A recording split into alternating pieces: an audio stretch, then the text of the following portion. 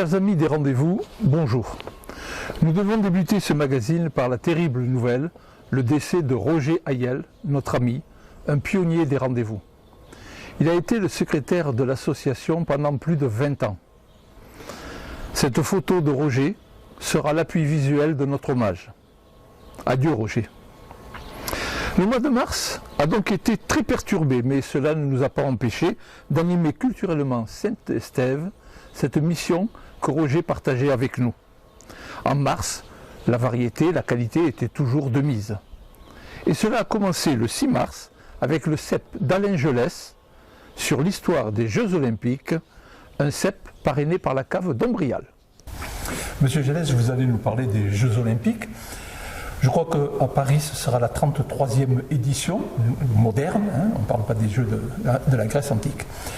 Certaines personnalités s'étonnent que l'on change de lieu tous les 4 ans, et certains auraient voulu qu'on choisisse un lieu, Athènes bien sûr, et que tous les Jeux Olympiques se déroulent tous les 4 ans à Athènes. Qu'en pensez-vous de cette proposition ?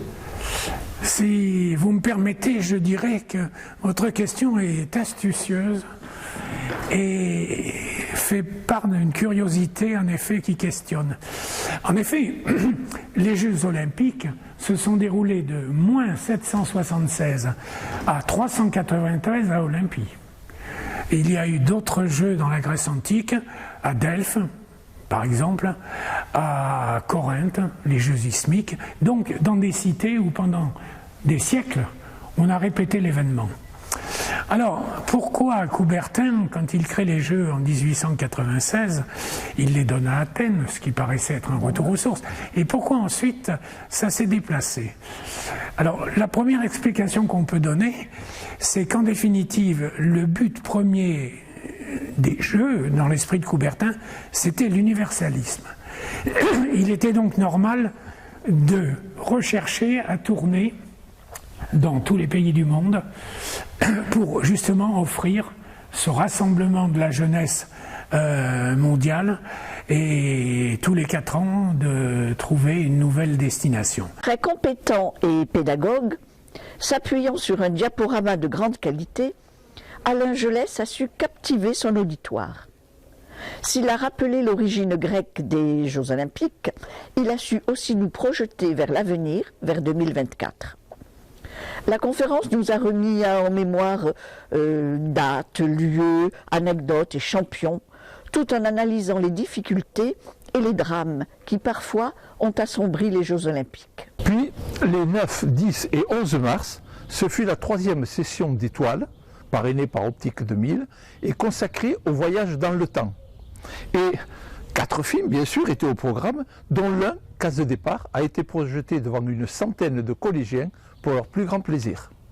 Voyager dans le temps, tel était le projet audacieux auquel étaient conviés les cinéphiles assidus, amis des rendez-vous.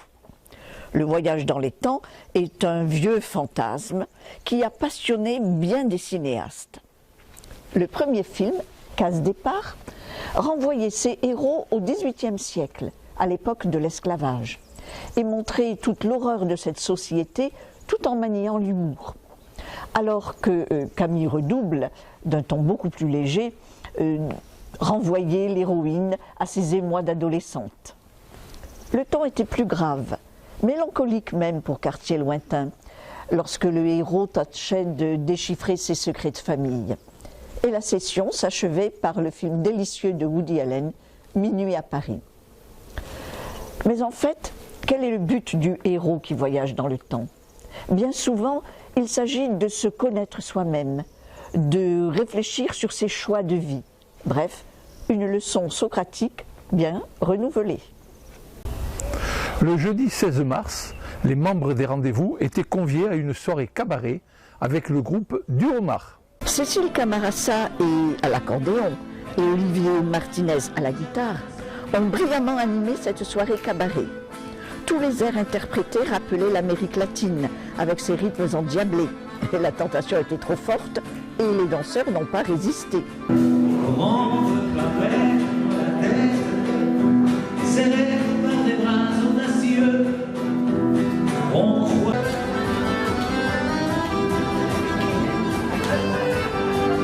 Et nous ferons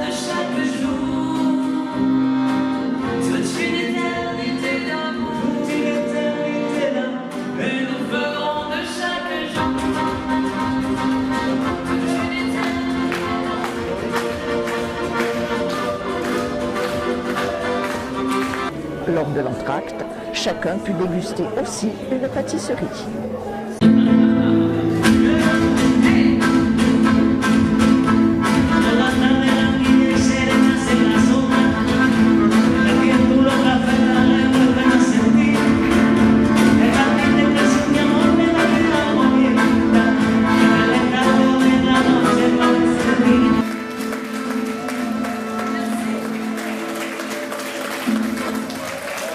Le mardi 21 mars, la commission des rencontres littéraires a présenté l'autrice Nathalie Sarraute à un public certes restreint, mais conquis par la manière vivante d'aborder une écrivaine réputée difficile. Nathalie Sarraute, écrivaine dans la lignée du nouveau roman, nom barbare qui effraie les amateurs de lecture, a été magnifiquement mise en valeur par les 6 membres des rencontres littéraires. Un diaporama, créé avec des photos originales et des extraits de vidéos accompagnaient les textes lus. Un moment de pur plaisir qui a ravi tous les participants. Ensuite, le parrain de l'animation, la cave Terrassou, est venu présenter et faire goûter la gamme de ses vins.